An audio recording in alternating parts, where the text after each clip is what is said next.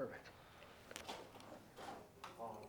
I'm going to go 5, 4, 3, 2, 1 and say it's Barry Mezzi with Roundtable Media interviewing George Tung, and then Cryptos R Us at the World Web 3 conference. And I'm going to shake your hand, and then you tell me a little about yourself and say nice to meet you and tell me a little about yourself, okay? Okay, I got micers.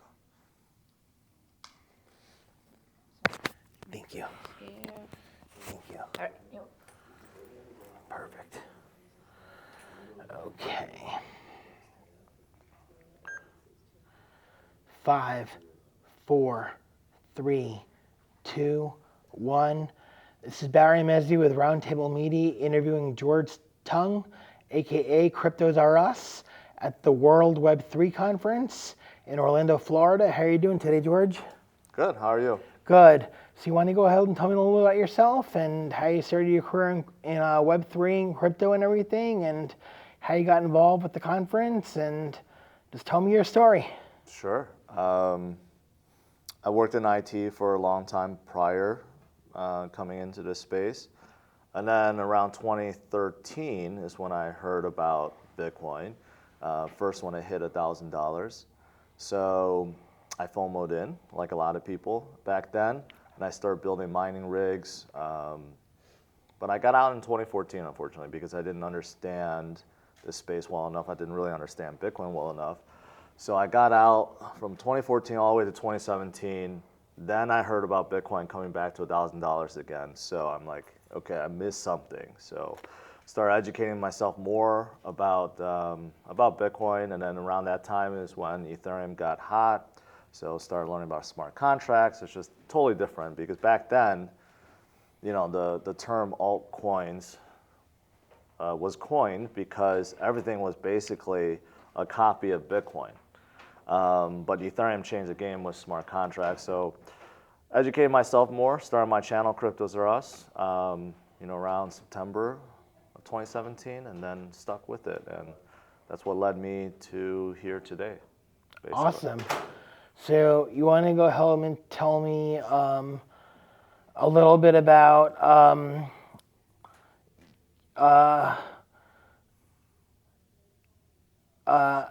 how you got involved with the conference, how you met Jason and Adrian, stuff like that, and what your thoughts are on Bitcoin for the future and things like that. Sure.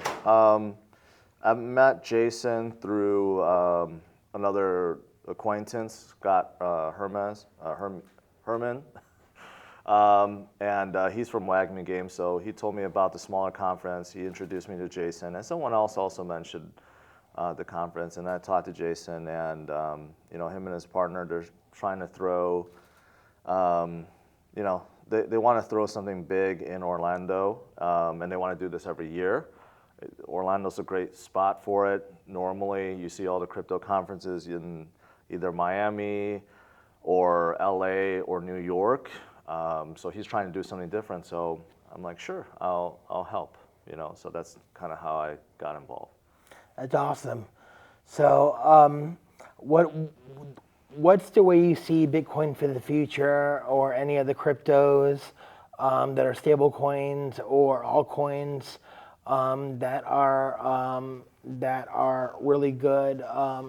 Excluding shitcoins, excuse my language, but all meme coins are shitcoins. So basically, what's the way you see crypto shaping the future and Bitcoin shaping the future of money? Okay, well, first of all, I disagree that all meme coins are shitcoins. So I'll start out with that. But as for projects, just evaluating, since there are so many, they're all speculative at this point. Even the biggest chains that we have are speculative. You don't know what the future will hold for them. But generally speaking, you look at the founders, you look at a track record, if there is one, right? Whether they're successful in something else or in crypto. And then you also evaluate a lot of things like the technology, what they're trying to do, the token economics. These are all important things to look at. But sometimes even with all these checkboxes marked or checked, and they still don't do very well, right? Generally speaking, people in the industry only value if a project is doing well if the price goes up, and that's really a bad way to judge projects, because there are a lot of fantastic projects that might not know how to market well, and they kind of stay stagnant, but they're fantastic. So I guess for me, I just had to look at everything, and I get pitched a lot. I see a lot of new things come in. And I also think memes are important, even though a lot of people do think meme coins are destructive or bad or shit coins. But these days, a lot of meme coins, especially on a lot of chains, they're built from like hardcore developers or people that really want to support the ecosystem. So I see it differently. And I talk to the teams, and I know that they're not just doing it to make a quick buck.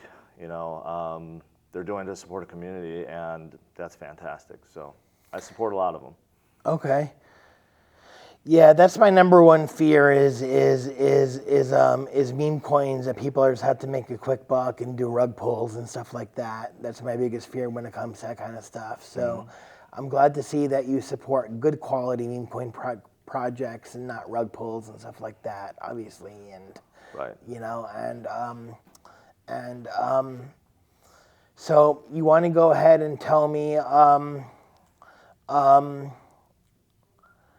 how you see the future of Bitcoin shaping money, and or tell me about your thoughts on the future CBDC and the difference between getting into private cryptos like Bitcoin and Ethereum and keeping your money there as opposed to keeping it in the CBDC that would eventually come to the United States. And that's a very good question, I think. Yeah. So one of the reasons why I became so, why I believe in Bitcoin so much. I mean, at first, I kind of understood, the premise being the most decentralized currency that we have, the most decentralized network that we have. I mean, these are important things, and the token economics are great. There's a set supply, and the halving event decreases inflation rate every 4 years. These are all great things. But what made my conviction even stronger is when I saw firsthand, first of all, I've lived through many crashes, financial crashes, bubbles. In 2008, when the housing market crashed, it destroyed me financially.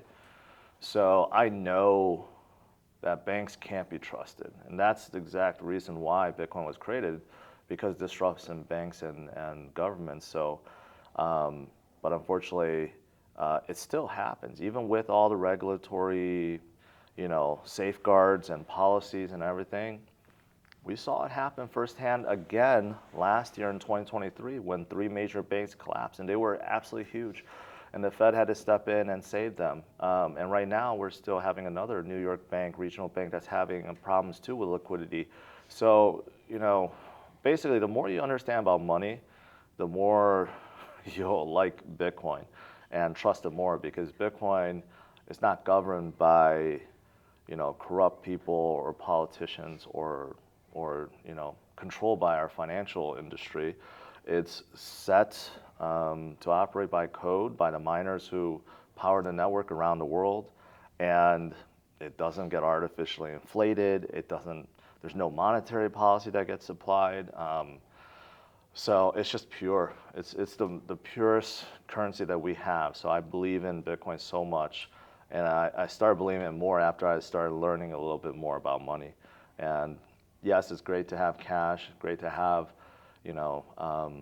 cash on the side, but it's not great to hold large amounts of cash over time, because inflation just robs you. It's a silent tax. So with that said, I do not like CBDCs. I think central bank digital currencies will be very destructive. It will allow the government to track every single movement of every single cent, dollar, and they will use that to control people more than they are now. So. Yeah, I completely agree, and that's why I'm a big fan of crypto and Bitcoin as well. And